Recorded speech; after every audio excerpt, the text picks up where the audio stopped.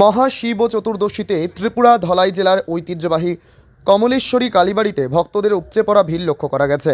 পবিত্র মহাশিব চতুর্দশীতে ভক্তির স্রোতে ভেসে গেল কমলপুর শহর লাগোয়া কমলেশ্বরী কালীবাড়ি প্রাঙ্গণ।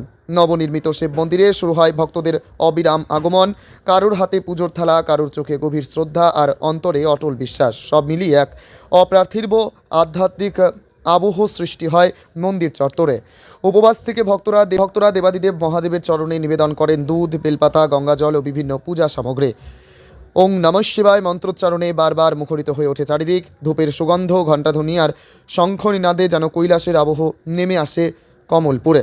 আজ সন্ধ্যা পর্যন্ত চলেছে শিব পূজা অর্চনা। ভক্তদের সুবিধার্থে সুসংগঠিত ব্যবস্থা গ্রহণ করা হয়েছে, যাতে সকলেই শান্তিপূর্ণভাবে পুজোয় অংশ নিতে পারেন। ত্রিপুরা থেকে অমল চক্রবর্তীর সাথে বিক্রম কর্মকারী report, crime press Bengal news.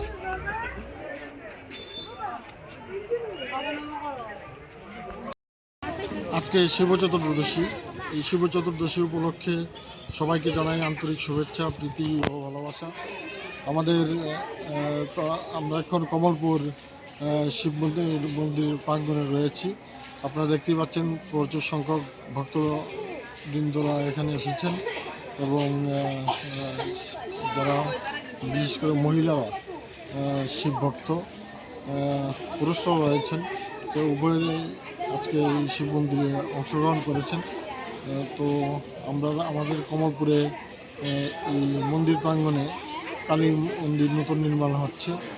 এখানে হনুমান মন্দিরও হবে এবং নির্মাণ কাজ মোটামুটি শেষের পথে। আর শিব মন্দির পূর্ণাঙ্গ রূপ পেয়েছে আরও 2 বছর আগে। তো সব মিলিয়ে কমলপুরে আমাদের যে কমলেশ্বরী কালী মন্দির প্রাঙ্গণ, সেটা কিন্তু দিন সেটার শোভা বৃদ্ধি পাচ্ছে। মন্দিরে মানুষের ভক্তবৃন্দের আগমন যে সেটাও বৃদ্ধি পাচ্ছে এবং নির্মীয়মান ভবন আপনারা দেখতে পাচ্ছেন যে কালী মন্দিরের নতুন নির্মীয়মান ভবন সম্প্রতি ঢালাই কাজ সম্পন্ন হয়েছে। সব মিলিয়ে একটা সুন্দর বাতাবরণ তৈরি হয়েছে, পরিবেশ উৎসবের মেজাজে এখানে মানুষ আসে এবং ভক্তবান নাগরিকরা কমলেশ্বরী মাকে বিশ্বাস করে এবং কমলেশ্বরী মাকে শ্রদ্ধা করে এবং এখানে শিব মন্দির থাকায় শিব মন্দিরের অভাবটা ছিল বহু পুরোনো। তো আমি